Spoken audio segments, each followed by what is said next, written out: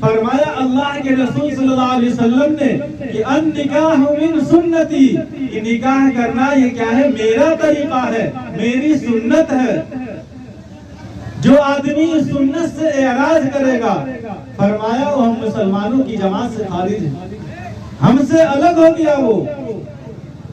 تو نکاح کرنا بھی ایک عبادت ہے، عبادت کا ایک جز ہے، لیکن اس عبادت کو کس طریقے سے ادا کیا جائے؟ عبادت کو کس طریقے سے ادا کیا جائے؟ اگر نماز کو نماز کے طریقے پر پڑھا جائے تو اس کو عبادت کہا جائے گا، روزے کو روزے کے طریقے پر رکھا جائے، زکوٰۃ کو زکوٰۃ کے جو مسائل ہیں ان مسائل کی رعایت کرتے ہوئے ادا کی جائے تو وہ عبادت ہے۔ اسی طریقے سے میرے بھائی دوستو، شادی اور نکاح کو بھی سنت اور شریعت کو مد نظر رکھتے ہوئے کیا جائے تب عبادت ہے، ورنہ عبادت نہیں۔ جس طریقے سے نماز پڑھنا عبادت ہے، لیکن اگر کوئی آدمی مغرب کی 4 رکعت ادا کرے فرض، 3 رکعت کے بجائے 4 رکعت ادا کر رہا ہے تو اس کو عبادت نہیں کہا جائے گا، اور اس کی وجہ سے اللہ کے یہاں اس کا مرتبہ بلند نہیں ہوگا، بلکہ اس کی پکڑ ہوگی۔ ٹھیک اسی طریقے سے میرے بھائی دوستو، نکاح کی عبادت ہونے کے لیے اللہ کے احکامات کو اور رسول اللہ صلی اللہ علیہ وسلم کے طریقے کو اپنائیں گے تب جا کر کے وہ شادی عبادت بنے گا، اور اس پر اللہ کے طرف سے رحمتیں اتریں گی اور برکتیں گھر کے اندر آئیں گی۔ یہ نہیں ہے کہ ہم نے کارڈ چھپوایا، اس پر لکھ دیا برکت نکاح، برکت والا نکاح، صرف لکھنے سے برکت نہیں آئے گی، بلکہ برکت والے نبی کی برکت والے اعمال کو اگر ہم کریں گے، برکت والے نبی کے برکت والے اعمال کو اگر ہم ادا کریں گے تو ہمارے گھروں کے اندر رحمتیں آئیں گی اور برکتیں آئیں گی۔ ورنہ اگر ہمارا کام شریعت سے ہٹ کر کے، سنت سے ہٹ کر کے، آقا علیہ الصلوۃ والسلام کے طریقے سے ہٹ کر کے اگر ہم شادی کر رہے ہیں تو کیا ہے کہ شادی کے اندر برکتیں نہیں آئیں گی۔ چاہے آپ کتنا ہی پوسٹر چھپوا لیں کہ یہ نکاح بابرکت ہے، مبارک نکاح مبارک، کچھ نہیں ہوگا برکت۔ آقا علیہ الصلوۃ والسلام نے ایک موقع پر فرمایا کہ ان اعظم النکاح برکتا ایسرہ مؤونتا۔ آج ہمارے معاشرے میں آدمی اس شادی کی تعریف کرتا ہے جس کے اندر خوب پیسہ خرچ کیا جائے، پیسہ کو پانی کی طرح بہایا جائے، خوب خرچہ کیا جائے، تو آدمی کہتا ہے کہ اس نے شادی کی، بہت اچھی شادی، اتنا اچھا شادی ہوا، اتنا دھوم دھام سے شادی ہوا کہ ہم نے گاؤں میں دیکھا ہی نہیں اچھا شادی۔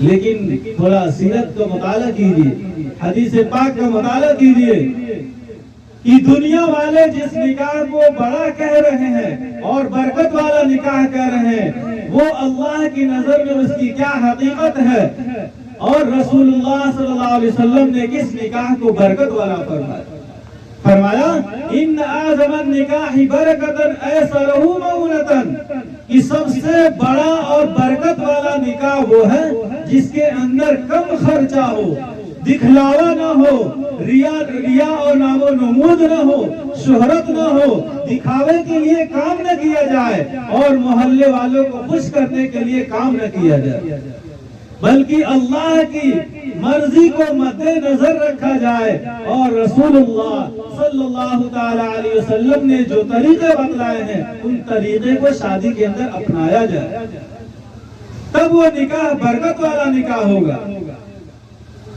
فرمایا کہ اللہ کے رسول صلی اللہ علیہ وسلم نے کہ نکاح کو بالکل سادہ بنایا جائے، بالکل سادہ طریقے پر، اتنا سادہ بنایا جائے کہ اللہ کے رسول صلی اللہ علیہ وسلم کے دربار میں ایک صحابی آتے ہیں، ان صحابی کے بدن پر کپڑوں کو اوپر نشان دے کر اللہ کے رسول صلی اللہ علیہ وسلم نے فرمایا کہ اے فلاں تو نے شادی کر لی؟ تو ان صحابی نے کہا ہے اللہ کے رسول صلی اللہ علیہ وسلم ہم نے شادی کر لی۔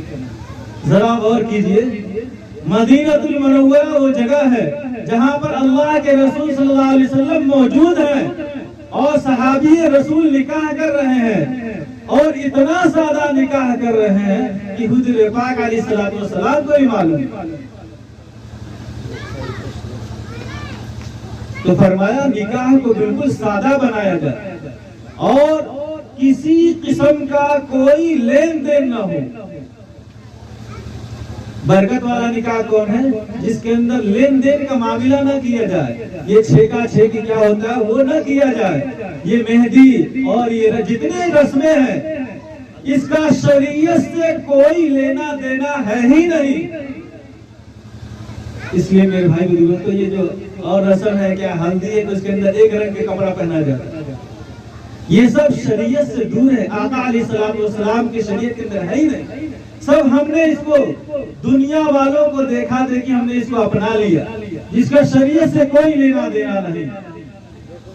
آدمی جتنا اللہ کے رسول صلی اللہ علیہ وسلم کے طریقے کو اپنائے گا اتنا ہی گھر کے اندر رحمتیں آئیں گی، ورنہ شادی تو ہو جائے گی، اگر ہم نے سنت اور شریعت سے ہٹ کر کے نکاح کیا نکاح ہو جائے گا اور گھر کے اندر رحمت کے بجائے زحمتیں آئیں گی اور محبت کے بجائے کلفتیں آئیں گی، آپس میں ایک دوسرے سے لڑائی، محبت کی چیز ختم، پھر لڑائیاں شروع ہو جائیں گی، پھر زوجین کے درمیان جو الفت و محبت ہونا چاہیے وہ محبت باقی نہیں رہے گی۔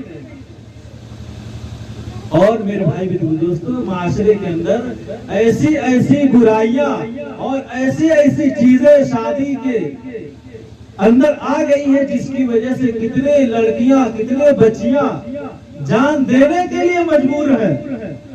کیوں؟ ان کے پاس، ان کے والدین کے پاس اتنا سامان نہیں ہے کہ وہ شوہر کے ڈیمانڈ کو پورا کر سکے، گاڑی چاہیے تو اتنا جہیز چاہیے۔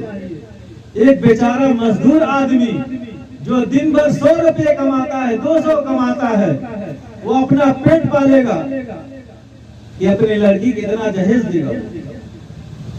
میرے بھائی دوستو، یہ تو بے غیرتی کی بات ہے کہ جو آدمی ہم کو اپنا لخت جگر دے رہا ہے، پوری زندگی کا سرمایہ دے رہا ہے، جس نے اپنے ننھے ہاتھوں سے اپنے بچی کو پرورش کر کے دینی تعلیم دے کر کے اللہ کی پہچان کروا کر کے اور رسول اللہ صلی اللہ علیہ وسلم کی سنتوں کو پروان چڑھا کر کے اس نے لڑکی کو پالا، پھر وہ لڑکی آپ کے حوالے کر رہا ہے جو سب سے قیمتی دولت ہے، اس سے زیادہ قیمتی دولت اور کوئی ہو ہی نہیں سکتی۔ یہ مال، یہ چیزیں، یہ گاڑی، یہ بنگلہ کیا ہے؟ آج کوئی آفت آ جائے ساری چیز مٹیاں میل ہو جائے گی۔ یہ دولت کیا ہے؟ یہ دولت تو اللہ کی عملیت ایک اشارہ ہے۔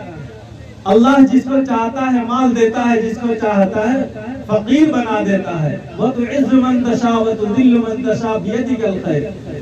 اللہ نے قرآن پاک میں فرمایا قُلِ اللَّهُمَّ مَالِكَ الْمُلْكِ تُؤْتِي الْمُلْكَ مَن تَشَاءُ وَتَنزِعُ الْمُلْكَ مِمَّن تَشَاءُ۔ اللہ جس کو چاہتا ہے بادشاہ بنا دیتا ہے اور اللہ جس کو چاہتا ہے بادشاہت کی کرسی سے اٹھا کر کے زمین پر ڈال دیتا ہے۔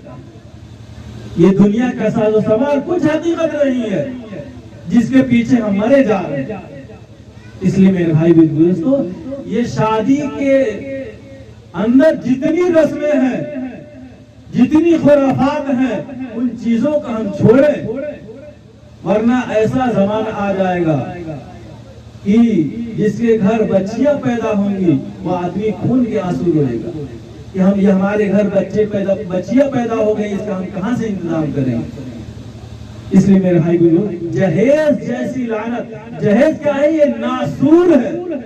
ناسور جانتے ہیں؟ وہ زخم جو کبھی ٹھیک ہی نہ ہو، کبھی ختم ہی نہ ہو، یہ جہیز ایسی رسم ہے۔ اور معاشرے کے اندر کتنی برائیاں ہیں۔ اگر برات لے کے جاتے ہیں تو کھانا کس طریقے سے کھاتے ہیں خود دیکھیں کہ آدھا کھانا تقریباً ہم برباد ہی کر دیتے ہیں۔ لڑکی والے نے اتنا محنت سے کھانا تیار کروایا ہے، ایک ایک پیسہ جوڑ کر کے یہاں تک کہ قرضہ لے کر کے کھانے کا انتظام کیا، اور آپ گئے ایک تو کھانا فرمائشی کھانا کہ ہم مرغا نہیں بکرا کھائیں گے، اور پھر جتنا کھایا نہیں اس سے زیادہ ہم برباد کر دیتے ہیں۔ یہ ساری چھوٹی چھوٹی چیزیں ہیں میرے بھائی دوستو، جس کو ختم کرنے کی ضرورت ہے۔ اور یہ ویڈیوگرافی کا مسئلہ ہے۔ اللہ کے رسول صلی اللہ علیہ وسلم نے فرمایا کہ قیامت کے دن سب سے زیادہ عذاب کے اندر کون لوگ ہوں گے؟ جو تصویر بنانے والے ہیں۔